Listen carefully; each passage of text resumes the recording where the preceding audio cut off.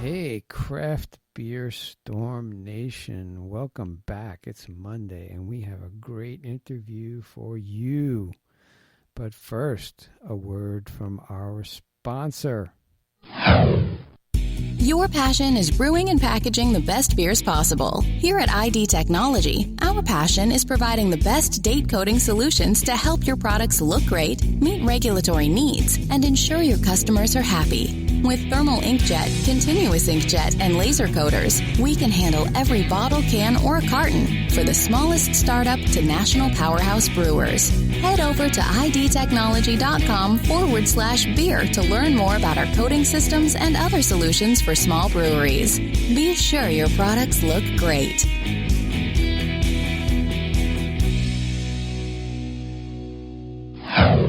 Hey, guys, it's Mike, your host of Craft Beer Storm, the ultimate beer podcast, and you know this. So, today we have Adam Pearson. He's the founder, owner of Merrimack Ales in Lowell, Massachusetts, close to us. He's got a lot of beer going out to a lot of different stores around the greater Boston area, and he's building a tap room, and he has a crowdfunding.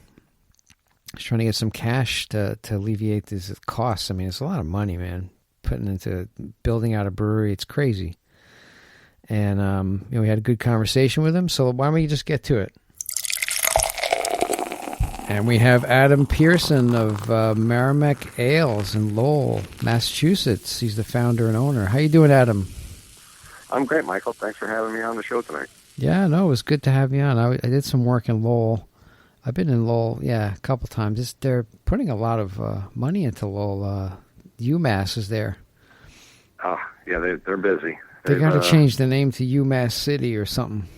They're just buying all these buildings and they're just pumping all this money into them and just making it beautiful, you know? It is crazy. I mean, just in the 10 years I've been here, just watching how much Lowell has changed, it's pretty impressive. It's unbelievable. They take these old mills, right, that are right on the river there, and they just renovate them. They put office space in there. It's really nice what they're doing. It's neat to see not just Lowell, but you look at all the towns along the Merrimack that have all those old textile mills and look at the innovative ways everybody's repurposing them and kind of reinvigorating. Yeah, because they're solid buildings. They just decayed for years, and now people are just going in and renovating them and making them into something good, something great. But, so you are in Lowell. What is this? Tell me your story. Tell me where you started and where are you now, where are you going? Sure. Based on talking to everybody in the brewery over the last few years, I think I'm like a lot of folks in that I'm an engineer. And along the way, got into home brewing, and at some point got a wild hair and decided I could do this for a living. And I had another buddy, we put together a straw man of a business plan 10, 12 years ago. And then life got in the way. They moved, we moved up here, and got acclimated to home brewing in the north and all the rest of that, got settled in. But I went to the Craft Brewers Conference that the Brewers Association puts on, and sat through as many of the presentations and talks that I could on startups and licensing and raw material supply chain, everything I could fit in a week, downloaded everything, and just came home and talked to my wife about it. And so we launched. We found a place, our actual location for the brewery. Every day on my way home from work, I'd look at a couple different places and finally picked the one that we have. And at the time, Navigation Brewing, the other little brewery in town, was right down the street from us. And the city, with the university there, I think had a very different perception of breweries. I think, honestly, they had visions of young kids doing keg stands and the police being called out. And they didn't have a real favorable view of the idea of a tap room, Mm-hmm. So when I looked at it, I thought, okay, well, let's get the beer out to people, and let's hopefully get them to try it, see what we're making, and give them a little more incentive to drive up to Lowell and check out the shop. So that's what we did. And over the last few years, we've built up some really nice relationships with our retailers. We've gotten our beers out, lived through the switch from 22-ounce bottles into 16-ounce cans. Oh, man. We seem to have our feet up under us on that finally. You survived that. Yeah. Yeah, we used to do 22-ounce bottles. That was like my business plan. Because I was like, yeah, I can make money doing this. I can do that. And then they fell out of favor. So now I'm like, okay, we do like kegs. We get kegs out there. Do you do any kegs? You got any kegs out to restaurants and stuff? We do. We split halves and sixths. And some of the local places around. And then also like Kathy's liquor stores, they've got a big program where they deliver small kegs. So they've been a good customer on that. Oh, very good. Yeah, and now through a bunch of different sort of concurrent things happening in Lowell, we started moving ahead with the tap room, and then we got parked because the people who bought the building that we're located in did about an 8-month construction project. And so even though we had actually started before, the building commissioner came down and said, look, you're not going to like this, but I don't want you guys to spend time and money doing all the things on this list to get your tap room ready, knowing that these people are going to do their construction project and basically tear out everything that you're doing. So he parked us for a while, and a while ended up being the better part of a year. And now we're finally moving forward with it. And, and as part of that, we got our hands full trying to keep the distro moving while we spend a lot of time doing as much of the tap room prep as we can. And part of that, we are reaching out and working with folks at Maine Best for a fundraising round. And that's kind of where we are now. So you say the Maine Vest, you're trying to raise some money for, your tap room. And how's that going? It's off to a good start. And they've been very helpful. And I think the thing that differentiates them and why we picked them is it's an actual investment platform. So anybody who does participate there is investing rather than just making a donation for a koozie or something. And what we're looking at is, we're going to certainly get the tap room going, launch that, but also have that operating capital there to not only maintain but grow the distribution side of it as well. And there's some significant challenges in doing that. And the Maine Dust effort, I think, is going to be a big part of that planned success. Right.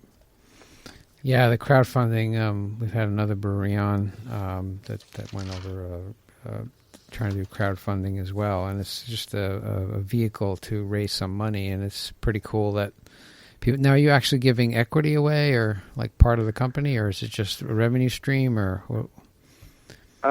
Well, the details of it, I mean, the easiest way for anybody to check it out would honestly be to go to the Maine Best site and look up our listing. Uh-huh. And you can see all the particulars there. And a lot of it, what it has to do with the changes that the SEC has made allowing crowdfund-based investing over the last couple of years. And they have some very, as you would expect with the government, they have some very specific, do's and don'ts on everything. And another thing I think the Maine Best team has done very well is they lay it out in pretty plain English so that, even somebody like me gets it. So, right. Yeah, just anybody listening to the podcast, if you have a question about it, just go straight to the Maine Best site, and it's all explained very nicely there. I'll put a link on the show notes as well, so they can go check it out. But and you just need $100, I guess, to invest, right? $100 minimum. Yeah, it's the minimum. They cap it. It's all risk related, basically, to make sure nobody loses their shirt. Yeah. So, the type of beers, I see that you're doing, you're not just doing IPAs, which is refreshing. Everybody does freaking IPA. They come into the tap room here and they're like, oh, you have a stout? Oh my God, thank you. Thank you for having a dark beer. Like all these other breweries are just doing all IPAs. Like, it's good. I mean, they sell them, but there's like so many different types of beer. We do, every Wednesday, we do a different beer style off of the Great American Beer Festival listing. and we just talk about different styles of beer. There's 102 of them, and then there's like subcategories in each one. So there's just right? Yeah, there's just crazy amounts of beer. But like you're doing darker beers, you have a chocolate peanut butter stout, which people are nuts about. They love those things. Yeah, they're digging it, and we actually did it for two brothers that own a local butcher shop in Lowell, and great guys. They pestered us for the better part of the year, like, "Come on, guys, make us a beer." And the first style they suggested was a hazy brew IPA. Oh boy! And and I was like, okay, let's talk about this for a second. Do you have the cold space to store 80 to 100 cases if I make it for you? And they're like, what? No, you gotta keep it cold. Yeah. We all know these things have no shelf life, so you're not storing it warm in the store on a display rack. If I'm going to make it for you, it's got to be cold the whole time. And they're like, yeah, we can't do that. So we went back to the drawing board, and they came up with the chocolate peanut butter stout, and it's done real well. It's fun to make. But I'm sure like you and a lot of other people, why I'm in this is not only do I like a lot of different styles of beer, it's fun to make different styles of beer and talk to people about it. So when we launched, our flagship, if you will, was actually a German-style alt beer. Oh, yeah, I love alt beers. They're awesome. Oh, man, it's just such a nice malt-balanced beer that Long Trail does the double bag. Oh, it's yummy. Exactly. Yeah, I'm going to make one. We scored a medal with it. It was the only time I've ever put anything into a competition. And we actually got a medal for it. Yeah, it was pretty sweet. Best of Craft Beer Awards. Cool. And we do that. We back when I was thinking about, all right, we're going to launch, what beers would be fun to put out that people might like. There was an old Boston band called Morphine back in the 90s. And the closest thing to a commercial hit they ever had was a tune called Honey White. And it's a quirky band, good song. And I thought, oh hell, like we can do something with that. Mm-hmm. And so I designed basically a Belgian wit beer recipe, and we put orange blossom honey in it, swapped out the coriander, put chamomile in. Oh wow! And, it had done real well, and then it's actually, we tweaked it once again, and now we've got a separate version of it that we infused with a chai spice mix. Wow. So for everybody who might be a little bit tired of pumpkin but still likes the spices, it seems to do real well this time of year. Mm. So, and then, we make the IPAs, pale ales. We got a killer coffee stout that we play with. We got a maple cream porter that we do in the wintertime. Right. And just, like you say, there's over 100 styles of beer. It's kind of a shame not to want to try a few of them out. No, absolutely. I mean, we do the same thing, but the honey-tinged white ale I see on your website here, that sounds delish. Yeah, and the porter, we do a porter. Well, we do a porter, but we infuse like Oreos in it, so people love that stuff. They love it, But you have to do that. That's why I like brewing beer too. You can experiment with it, and just infuse all kinds of stuff. It's food. They're like, why did you do that? I'm like, it's food. Why not? It cracks me up because, whether you're at a festival or wherever you happen to be, you run into normal people who are just generally curious about beer and ask. Well, you go to a festival, like, okay, who's going to be at this, right? I mean, let's be honest. If you go to Nearax, it's not normal people. That's the end of the cool beer nerds, right? Exactly. Yeah, they know what the difference is. Right? Yeah. Exactly. So if you're at a fest or a community event or whatever, it's going to be mostly normal people, and they're going to ask really cool questions. And then you're going to get a slice of that crowd that's going to be the homebrewers. They're going to be curious about how you did what you did. Why did you pick this? Why didn't you do this? And it makes for a really good conversation. Mm-hmm. But you get talking to the homebrewers, and it's a zero-risk environment. You want to try something? Yeah, go ahead, do it. You want to put Fruity Pebbles in it? Go ahead. Sure. And the ability to come up with fantastic ideas, you see it all over the place, especially with nano breweries. It lets you play with so many different things. And, I think with with both the honey white beer and the maple, it allowed us actually to find local people. So folks nearby who had the ingredients that we were looking for. We got a bee dude down in Billerica at Merrimack Valley Apiaries that we get the honey from. Oh, great. And then we, like most little towns around here, we have a farmer's market in the summertime.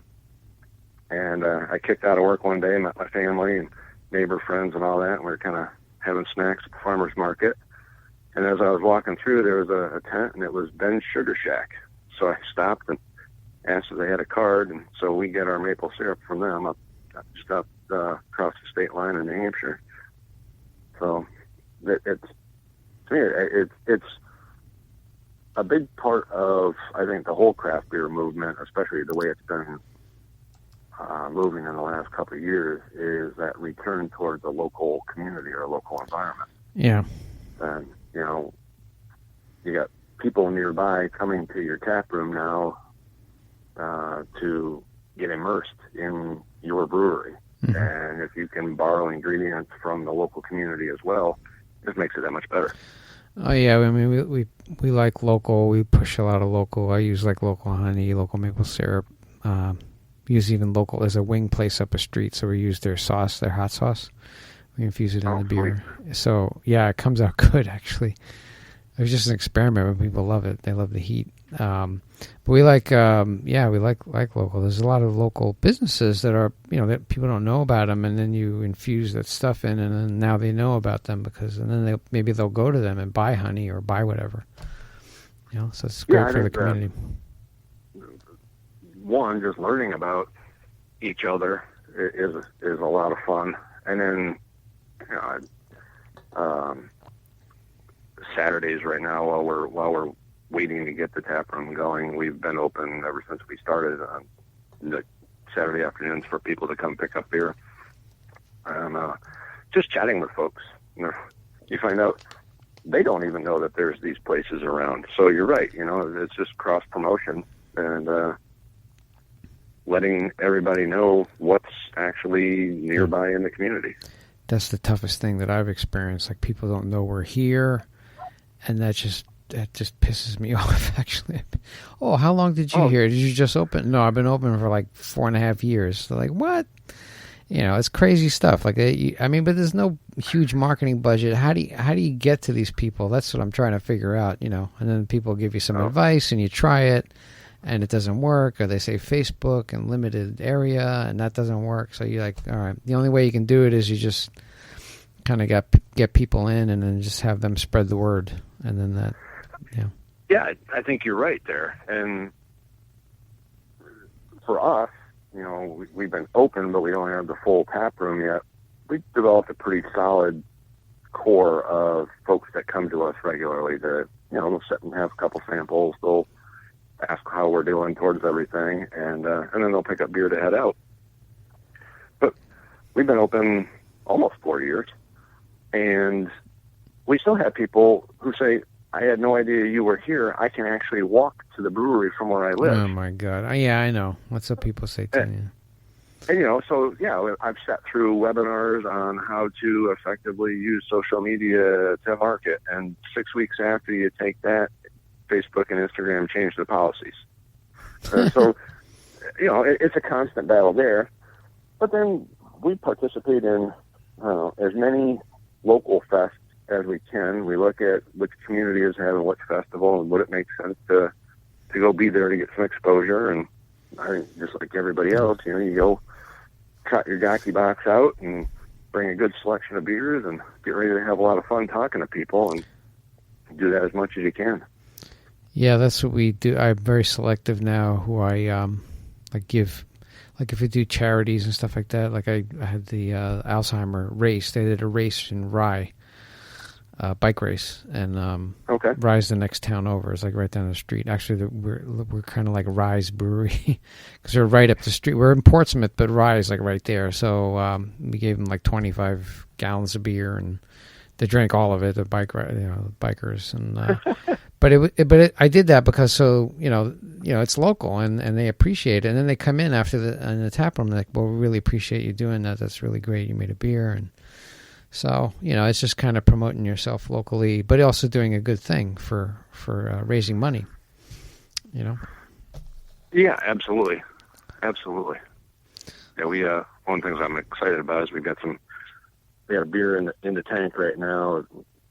I'll check the gravity tomorrow, but it should be at the point where we can start dry hopping it. But we're participating in the Ales for ALS program. Oh, okay. And, which I'd been watching it for a while, and then finally we got on board with them, and they sent us a pile of hops, and I think we've got a nice, nicely designed IPA to showcase their blend this year, and fingers crossed, trying to dovetail the beer to be ready for the launch of the tap room. So when you open a tap room? Well, that's the question that just gets drilled into my head like a woodpecker sitting on a tree. We have one box left to check on the overall list before we're issued the liquor license by the city of Lowell. It's been a very long path. The one box that is remaining is we need to sign off from the building department. Yeah. And so we had started this, as I mentioned before our landlords overhauled the whole building. So we had a contractor that we were working with who pulled the permit, and we had a walk through. They did all the stuff and gave us the list of things that we had to accomplish. And so we set off doing that, and then got parked, and the big construction project, the landlords accomplished the other remaining items. And in the interim of a year, our contractor vaporized. Oh, and really? So yeah, I mean, it happens. So it took quite a while to find a contractor willing to work with us on basically, let's get an inspector in here and see if there's anything left to be done. And we actually, through local contacts and networking, got put in touch with a friend of a friend who we thought was going to work out, and then turns out he didn't have a license, but he had a friend who showed up one day, and I was like, wait, we already know each other. And kind of cracked up over it, sat and had a beer, and he's like, yeah, I'll work with you, no problem. Oh, wow. So we, this week, or end of last week, he pulled the permit. This week we should do the walkthrough with the inspector, just to see over the last year if there's anything remaining that needs to be accomplished that we're not aware of yet. So I'm expecting they may find one little thing that they want to see, which means we should wrap all that up in the next, I don't know, probably 2, maybe 3 weeks. And then administratively anyways, we should be allowed to open up. And then it's just a matter of getting our ducks in a row so we don't screw it up when we launch, Mm-hmm. Yeah, it's a long slog to just open and make sure the city's happy, and then they have inspectors, and then you got to get them in, and one inspector is okay, and the other one's not, and then you got to do this and that, and the cost goes up, and it's a very costly thing to set up a brewery, It is. It is indeed. I had a crack up when the fellow from the state showed up. We were in the middle of, I don't know, cleaning a bunch of kegs, actually. So he came in, introduced himself. I said, yeah, sure, whatever, I'm at your disposal while you're here, whatever you want to see or whatever you want to do. He looked around. He said, all right, everything looks normal. And the thing he wanted us to do was put a padlock on our walk-in cooler. And I was like, okay. It's like, out of all the things that it could have been, the thing that was his area of concern was the product storage area locked and secure. I'm like, okay, so we'll do that, which took like 5 minutes. But yeah, most of the stuff, it takes a long time. You got to get the inspectors in, and if you don't get the same inspector, things change up. And, fingers crossed, we have an easy walk with this one. Well, good. Good luck to you. And so, when did you set a target date, or when do you think? I haven't set a target date. Mostly because this has taken so long to even get to this point. I don't want to set a expectation with anybody outside the brewery. So what we've been telling everybody, as soon as we know, then we will announce a launch date, within a couple of weeks, so that we can run around behind the scenes like crazy people getting everything all ready to go. All right. Well, that's great. Yeah, you got the tap room coming. Now, can you do pints in there or no? Yeah, we'll be doing pints and flights. Our location, we have a real nice spot for a food truck to pull in and park. That's great. So that'll be a part of it. We've had a handful of folks reach out to us. Word's gotten out that we're getting close to the launch, so they've reached out. Different music performers who. Like singer-songwriter folks who, play the guitar or keyboards, what have you. So we'll be lining up some musical entertainment, and then another nice thing about Lowell, there's a very large concentration of artists in Lowell.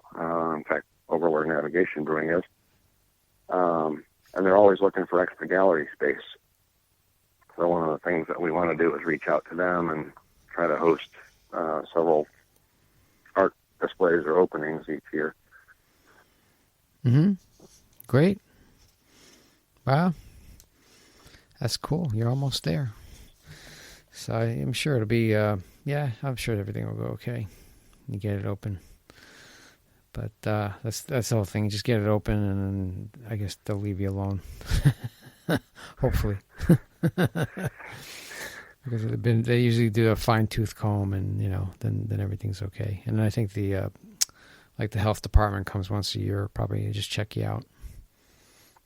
We typically we see them about every 6 months. The guy was in 2 weeks ago, and we already got we passed our visit with him, so that was good. Cool. Yeah, so it's. Literally, I have the final packet from the licensing guy with the city, and there's, provide sign off from building department. Yeah. So there you go. All right. You're using local products, which is awesome. Do you think there's like a craft beer bubble based on all these breweries? Breweries opening up? I mean, we all watch it. There is a bubble, and if you look at the beer industry news, you're starting to see closures, you're starting to see retractions or contractions, like Green Flash last year pulling out of 33 states. Yeah. It is happening, but at the same time there's been this big shift in the revenue side of the industry, which is your brewery tap room as destination and major revenue stream. Oh yeah. So the whole achieve global dominance through distribution, the big boys are still playing at that game, but all the rest of us little minnows are, let's set up a cool tap room and get people to come hang out. And it's just the way my brain looks at it, but this is the same as we were back in the 1800s, pre-industrial revolution, where the idea that beer is heavy and you don't want to have to cart it very far. So you typically have your pubs right near the brewery, same as England with tide houses, and everybody has their local. And right now, your local is the brewery that's down the street from your house. Right. And it's exciting because, we're about to launch this thing and talk to people, and like, yeah, we love coming in. We want to see the brewing equipment. We want to see people do brewing stuff and talk to you guys. And I have a friend who's in marketing, and we've talked a bit about like how do you explain craft beer, and he had a really good word for it that I don't think the shine has worn off of it at all, and it's authenticity. You know, folks can come in your shop. They can have a very high likelihood of running into you or me or the brewer who actually stood there and made the stuff. And they can ask you, like, well, how'd you do it? And you explain, well, where'd you get your stuff? Oh, well, let me go grab it here. Try this malt. Actually chew this malt. And you can get that flavor, and it comes through in the beer. And they're like, oh, yeah. And it's as close or intimate of an experience as you can get without actually being the brewer. And people dig it. Oh, yeah. So, you know, I think, yes, there is a bubble, and you're going to continue to see some shakeouts. But with that taproom as destination concept, it provides room for a lot more breweries. You know, I think at the end of this calendar year, in the U.S., you'll see we'll either peg or get very close to 8,000 breweries. And if you think about the math behind that, we opened up in the fall of 2015. And at the end of 2015, the U.S. hit a high water mark of 4,144 breweries open. Mm-hmm. And the previous mark was in the 1870s. And, you know, 4 years later, we've almost doubled the number of breweries open. So there's that geometric progression where things doubling and doubling and doubling. All of a sudden, oh my God, you got a lot of breweries out there. Yeah, it can't be sustained for a long time. Yeah. It's just if you look at a graph and it just ramps up. Yeah, and the thing is, on paper, you only run out of ramp when you run off the paper, but in reality, there is going to be a ceiling there or some sort of saturation level. Mm-hmm. But the other thing I'm watching, and everybody else is seeing it, it's what the beer writers, I guess, call rotation nation. You know, and you look at developing your recipes and how many recipes are you going to put out? What kind of beers do you want to make? And the question that people ask when they come in is like, well, what do you have that's new? And you watch the automotive industry and how they've gone through their fits and starts as like here in the U.S. when the Japanese really started spooling up. They were driving us nuts, though, because they were doing major model changes at half the time span that the U.S. was. Mm-hmm. And that big learning there. Then you look at consumer electronics, and you look at how fast your computer models or your phone models are changing. And that's pretty impressive. Yep. And then you walk into a brewery, and you're supposed to be pumping out a new beer every week or two, you know?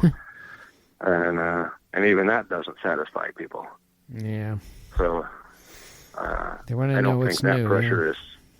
Well, that pressure is not sustainable either, because the craft in craft brewing, you know, people like to look down their nose at the big boys, macro beer, and not really the time or place to debate that. But the thing that strikes me is, don't ever think those guys don't know how to brew. They know how to brew way the hell better than I do. Oh yeah. But with our small batch stuff, the craft is paying attention to what we want the product to be, because we are spitting new beers out at a much faster rate than the big guys can. Mm-hmm. Paying attention to the local sourcing, the quality of the ingredients, and the need or that imposed consumer pressure to always have something new. You know, when you start seeing people 8 days grain to glass, you start to look at the chemistry and the biology behind the whole thing. Sometimes it just, you can't get there that fast. No, it's garbage. 8 days, man, come on. It takes us 10 days to ferment this stuff. Exactly. And then, oh, wait, diacetyl rest? What? No, just top it more. So, yeah, that's why, some breweries, you taste the beer and you're like, what are you doing, man? like it's not. Yeah, it's just not good. It's green. It tastes like butter. Whatever the Yeah. flaw is that the corners that have been cut trying to keep up. Yeah, that's unfortunate. it is unfortunate. Yeah, but I guess eventually these guys get weeded out. Like if your beer's not good, you can't just brew a beer, an IPA, and everybody's going to drink it. It's got to be good. Yeah, or they're not going to come back. I see around the country, I think it's safe to say just about everywhere it's the same these days, but certainly here in New England, there are enough very good breweries that the bar is set ridiculously high if you want to step in there and compete. So that's a good thing, Yeah, it is. All right. Hey, well, great conversation, and we got your Mainvest crowdfunding, which I'm going to put a link for. But if they want to contact you and know more about the brewery, where do people go? The easiest way, either you can go to our website. The fastest way to reach us, honestly, would be either through our Instagram or Facebook accounts. And if you want to hit me up directly, just shoot us an email at info@merrimackales.com, and you'll get an answer from me. That's great. They can talk to the brewer owner. Yeah. That's cool. That's the magic of the internet, right? Or the social media. It's just you can target these guys and just talk to them. And I have the podcast. I shot an email over to John Kimmick of Alchemist, right? I'm like, I don't know if he's going to respond, and he responded, and I had him on the podcast. He's like, yeah, sure, I'll come on. I'm like, holy cow! Fantastic. Yeah, I had him on. Actually, I'm going up to Stowe tomorrow. I shot him an email. Hopefully he responds. I want to go see him, give him some of my beer, and get some of his stuff. He's like, yeah, come on up. That sounds awesome. I'm like, isn't that awesome? It's just because of an email. But he has tremendous, the Heady Topper is consistently ranked one of the best beers of the world. It's fantastic. But that's what social media does, and emails, and it just connects you with people you would just never have a connection with, and you can do that quickly. Oh, I know, right? But yeah, so it's good stuff, man.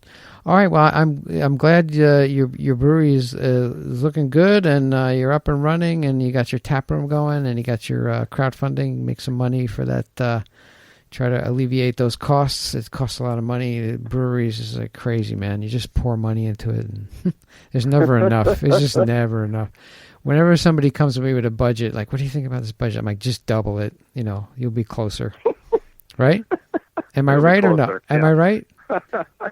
Yeah. Oh, so at least double it. At least, right? So there you go.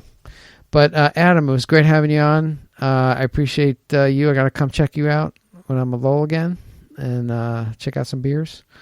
And if you're up in Portsmouth, let me know. But all right, man. Well, thanks very much. All right, thanks, Michael. All right, Adam. Yeah, that was Adam Pearson. He's the founder, owner of Merrimack Ales in Lowell, Massachusetts.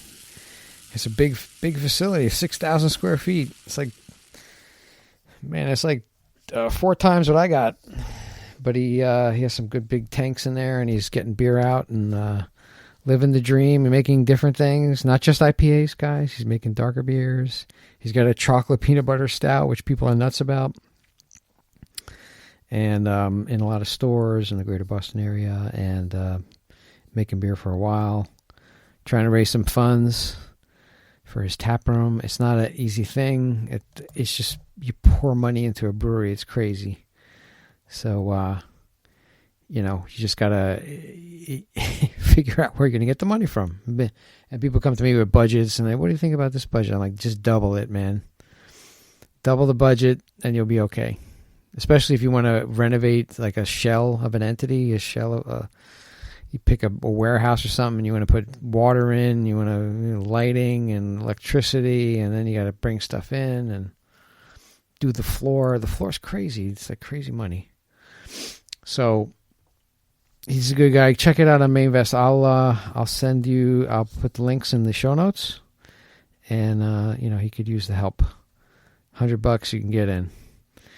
So that is our podcast for today. If you could do me a favor, go on to iTunes, give us a rating and review, subscribe. Hit that 5 stars, and everything will be okay. Tell a friend, tell 10 friends, because we are here for you. That's the only way we get up in the rankings and get it out there. iTunes has these algorithms, and whatever help you can give me, I would appreciate it. And we can get you more stuff, more excellent beer news and beer styles and beer interviews with people like Adam. So that's all I have for you today. We will see you on Wednesday with Beer Styles. Take care.